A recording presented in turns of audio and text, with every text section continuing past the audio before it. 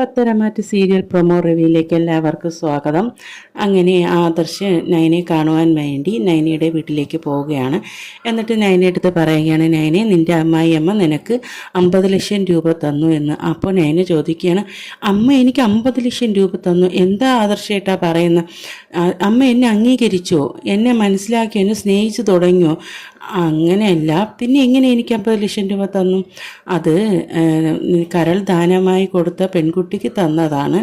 ആ കുട്ടിക്ക് 50 ലക്ഷം രൂപ കൊടുക്കണമെന്ന് പറഞ്ഞ് എൻ്റെ കയ്യിൽ നിർബന്ധിച്ച് ഏൽപ്പിച്ചതാണ്. ആ കുട്ടിക്ക് അല്ലെങ്കിൽ ആ കുട്ടിയുടെ ഭർത്താവിൻ്റെ കയ്യിലെങ്കിലും ഏൽപ്പിക്കണമെന്ന് പറഞ്ഞു. ഇല്ല ആദർശേട്ട, ആ കാശ് ഞാൻ വാങ്ങില്ല, എനിക്ക് വേണ്ട എന്ന് നയന തർപ്പിച്ച് പറയുകയാണ്. അപ്പോൾ ആദർശ് പറയാണ്, നീ വാങ്ങിയില്ലെങ്കിൽ അമ്മ കൂടുതൽ കരൾ ദാനം തന്ന കുട്ടിയെക്കുറിച്ച് അന്വേഷിക്കും. അപ്പോൾ പിന്നെ അത് വലിയ പ്രശ്നങ്ങൾക്കുണ്ടാകും. അതിനേക്കാൾ ഈ കാശ് വാങ്ങിയാൽ ഇത്തിരി സമാധാനമെങ്കിലും ആവും. അമ്മയ്ക്കും സമാധാനമാവും, നമുക്ക് സമാധാനം. ഇത് കേട്ടോണ്ട് നിൽക്കുന്ന കനക വന്ന് പറയുകയാണ്, മോളെ ആദർശ് മോൻ പറയുന്നത് ശരിയാണ് നയന മോളെ, നീ ഒരു കാര്യം ചെയ്യുക, കാശ് വാങ്ങിച്ച് വെയ്. എന്തായാലും ഇത് നിങ്ങൾക്ക് അത് അർഹതപ്പെട്ട കാശ് തന്നല്ലോ, അതുകൊണ്ട് വേറെ കുഴപ്പമൊന്നുമില്ല, നീ വാങ്ങിച്ചോ എന്ന് പറയും.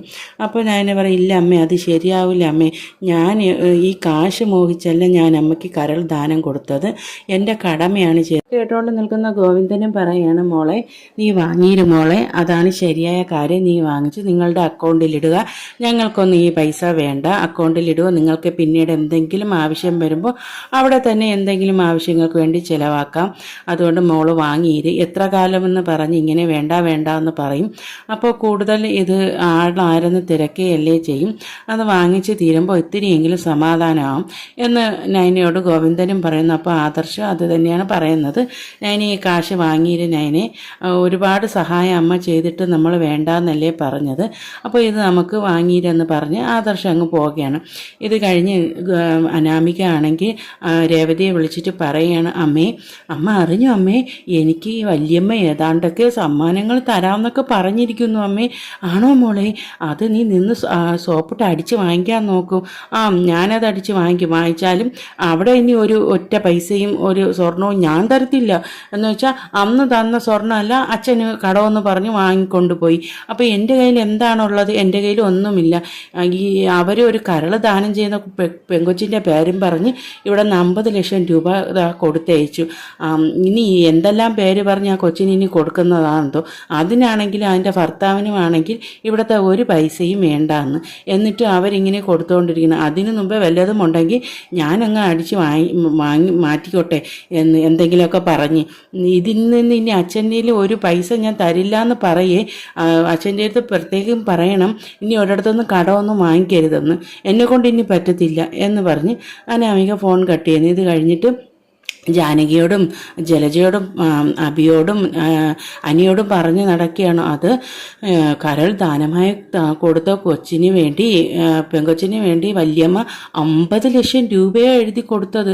അപ്പോൾ അനി ചോദിക്കുക, അതിനെന്താ കുഴപ്പം? കരൾ ദാനം കൊടുത്തിട്ടല്ലേ, അവരൊരു നല്ല പ്രവൃത്തി ചെയ്തിട്ടല്ലേ അവർക്ക് 50 ലക്ഷം രൂപ കൊടുത്തത്, അല്ലാതെ വേറെ ചുമ്മാ ഒന്നും വല്യമ്മ കൊടുത്തില്ലല്ലോ എന്ന്. ഇത് കേൾക്കുമ്പോൾ അബി ചോദിക്കും, 50 ലക്ഷം രൂപയോ? ജാനകിയും ജലജയും അന്തിച്ച് നിൽക്കുകയാണ്.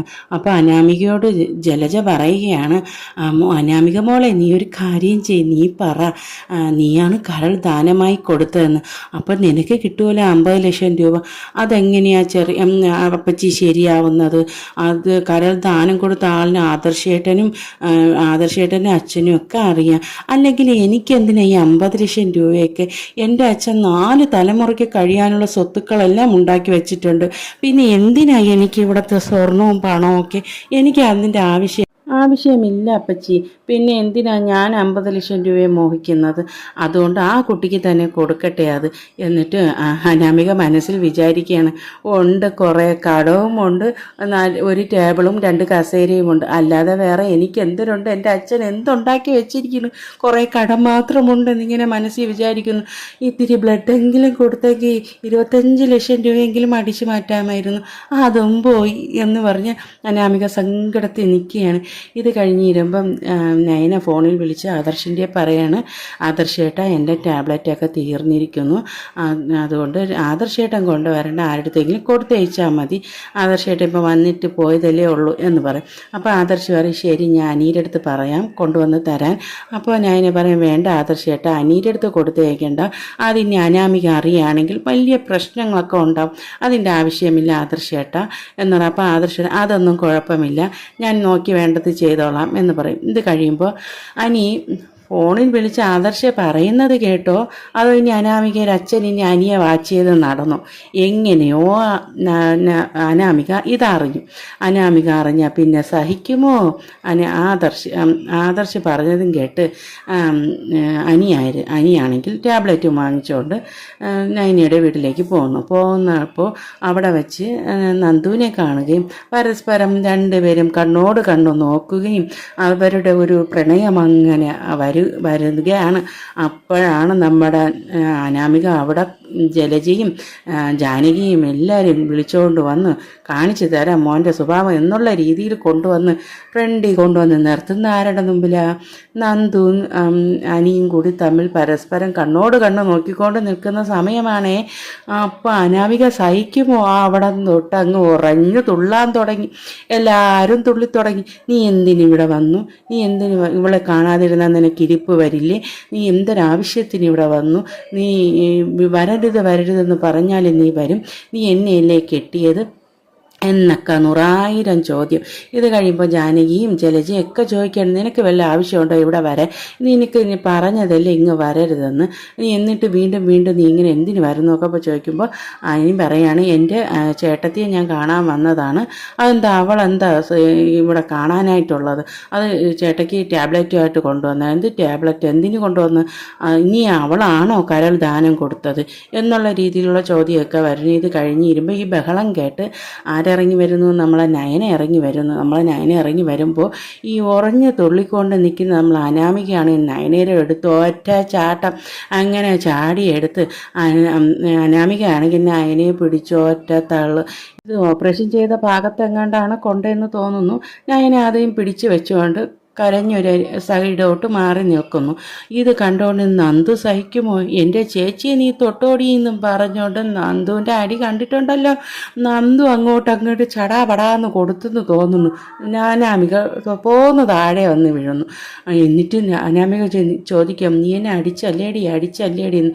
അപ്പോൾ അനിയോട് പറയാ കണ്ട അവൾ അടിച്ചതെന്ന് നോക്കിക്കൊണ്ട് നീ നിൽക്കുകയാണല്ലേ. അപ്പോൾ അനി പറയാണ് നീ ഇരന്ന് വാങ്ങിയതല്ലേ, നിൻ്റെ നാക്കും വെച്ചോണ്ട് ചുമ്മാ ഇരുന്ന് ഇങ്ങനെയൊക്കെ വരുമായിരുന്നോ എന്നെല്ലാം പറഞ്ഞുകൊണ്ട് അനാമിക ഇവിടെ നിന്ന് ജലജയും ജാനകിയൊക്കെ വിളിച്ച് അവരങ്ങ് അനന്തപുരി തറവാട്ടിലേക്ക് അങ്ങ് പോവുകയാണ്. പോയി തീർന്നിട്ട് അവിടെ പോയി മുത്തശ്ശൻ്റെ അടുത്ത് ഈ കഥ അങ്ങ് പറഞ്ഞു. മുത്തശ്ശ ഇങ്ങനെ നന്ദുവിനെ കാണാൻ വേണ്ടി ഇവൻ ഇടയ്ക്കിടയ്ക്ക് അങ്ങോട്ട് പോണതുണ്ട്, ഇവൻ്റെ എത്ര പറഞ്ഞാലും ഇവൻ കേൾക്കില്ല, ഇത് ചോദ്യം ചെയ്തതിന് എന്നെ അടിച്ചതാണ് ആ നന്ദു എന്നൊക്കെ പറയും.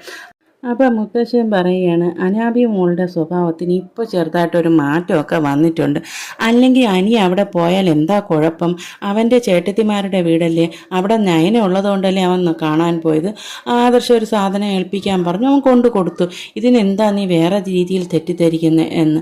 അപ്പോൾ അനാമിക പറയുകയാണ് ഇല്ല ഇവൻ നന്ദുവിനെ കാണാൻ തന്നെ പോയത് എന്ന് പറഞ്ഞ് ഇങ്ങനെ പറഞ്ഞു. അപ്പോൾ മുത്തശ്ശൻ പറയും നീ ആവശ്യമില്ലാത്തത് പറയില്ല അനാമികെ, നീ അവൻ അവിടെ ആവശ്യമായിട്ടാണ് പോയത്, നീയാണ് തെറ്റിദ്ധരിക്കുന്നത്, ഇങ്ങനെയുള്ള പ്രശ്നങ്ങൾ കുടുംബത്തിൽ ഉണ്ടാക്കരുത് എന്നൊക്കെ മുത്തശ്ശൻ പറഞ്ഞ് വെക്കുകയാണ്.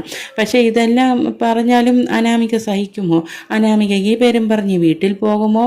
അതാ ഇനി എന്തെല്ലാം പുകലുണ്ടാക്കുമോ എന്നും ഏതോ.